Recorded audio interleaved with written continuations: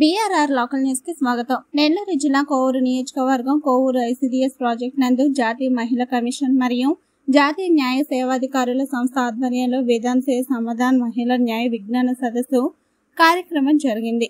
ఈ కార్యక్రమానికి ముఖ్య అతిథులుగా కోవూరు సీనియర్ సివిల్ జడ్జి శ్రీమతి పి చైతన్య, లోక్ అదాలత్ చైర్మన్ రమణ శ్రీనివాసరావు పాల్గొన్నారు.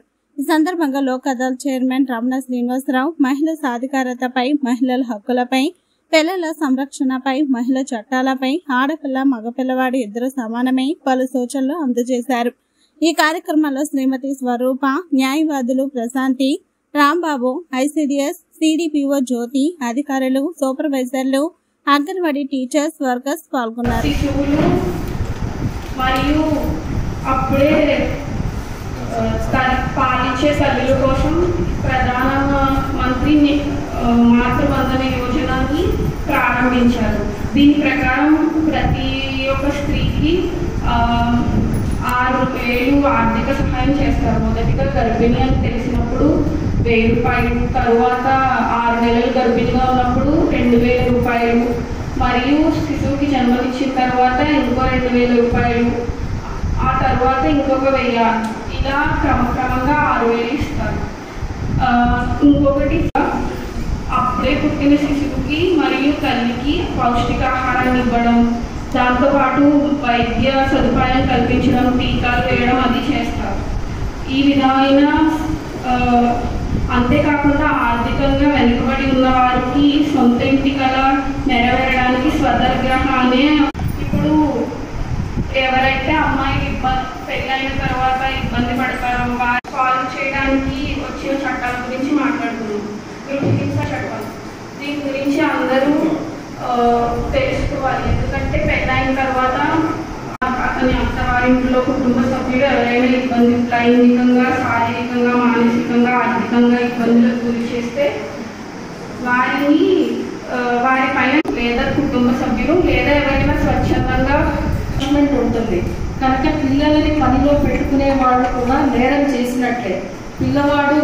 ఆ పిల్ల లేదా పిల్లవాడు వాళ్ళ బాల్యం అంతా చదువుకోవడానికి ఉపయోగించుకోవాలి, కానీ పని చేసి వాళ్ళ అమ్మనో వాళ్ళ నాన్ననో పోషించడానికో లేకపోతే వీళ్ళు తీసుకొచ్చి వాళ్ళ దగ్గర ఇవ్వడానికో కాదు. కనుక మీ చుట్టుపక్కల ఎక్కడైనా సరే చైల్డ్ లేబర్ ఎవరైనా ఉన్నట్లయితే వాళ్ళని స్కూల్కి వెళ్ళమని అడ్వైస్ చేయండి. వాళ్ళ పేరెంట్స్ మీద, వాళ్ళు ఎక్కడైతే పని చేస్తున్నారో ఆ పని చేసే వాళ్ళ మీద ఒక కంప్లైంట్ని మా మండల లీగల్ సర్వీసెస్ అథారిటీకి రాసి పంపించినా, ఒకవేళ మీ అడ్రస్తో రాసి పంపించినా ఓకే, లేదా మామూలుగా పంపించినా సరే, మీ ఎంక్వైరీ దట్ మ్యాటర్.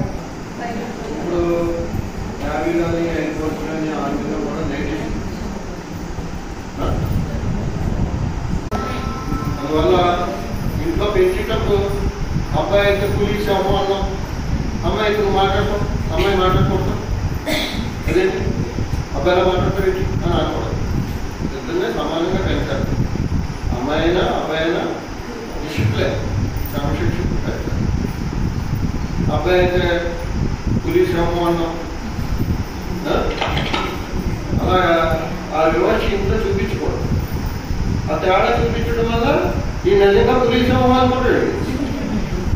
బయటకి నేను గురించి మా అమ్మ చెప్పింది, మా అమ్మ చెప్పింది, నేను సమానానికి గర్భం ఉంటుంది అంతే తేడా. కసింపటే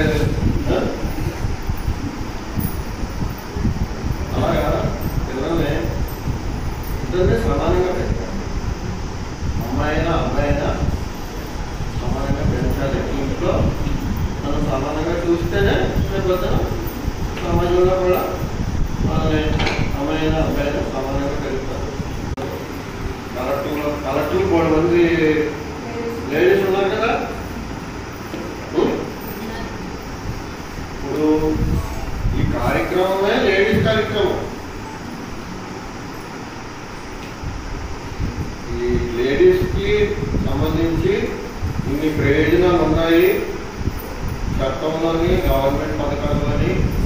మీ అందరికీ ఇన్ని ప్రయోజనాలు ఉన్నాయని మీకు తెలియాలి. మీరు మళ్ళీ గ్రామాల్లోకి వెళ్ళి మీ ఇంటి దగ్గర చుట్టుపక్కల అందరికీ చెప్తారు కదా, మనకి ఇన్ని పథకాలు ఉన్నాయి. అక్కడేమో ఎవరో చెప్తాడు, మా వాళ్ళు నీళ్ళు వేసుకున్నా అని చెప్పు అంటే గర్భం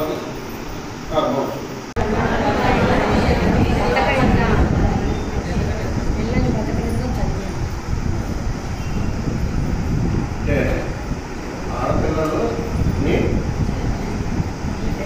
బేటీ బచావ్ రక్షించాలి, బేటీ పడ చదివి. ఇప్పుడు